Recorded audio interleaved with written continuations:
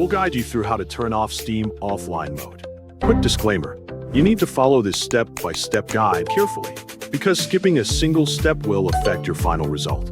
If this guide helpful, don't forget to like and subscribe. First, don't forget to comment if you still need our help or want to ask something, and we will reach you as soon as possible.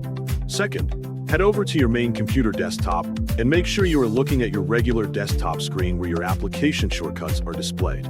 Search around your desktop until you find the Steam shortcut icon. Once you have located it, place your cursor over the Steam icon and double-click it to open the application. Wait a little while for the Steam client to finish loading completely before interacting with any of the menus. After Steam has opened, take a look at the top left area of the window where the main navigation tabs are located. Hover your mouse over the Library tab and click it once to open your game library. Your game library page will now appear on the screen with all of your installed and owned games listed.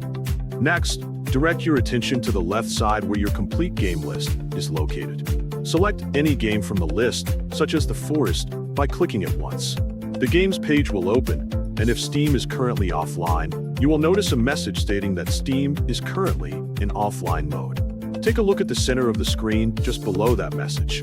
You should see a large blue button labeled Go Online.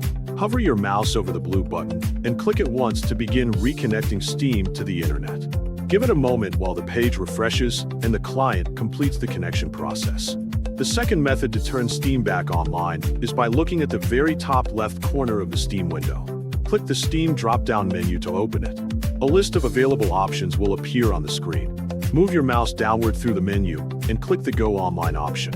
Wait for Steam to process the request, and after a few moments, the client will reconnect and be fully back online. Switch back to the Steam store and click the refresh icon to reload the page.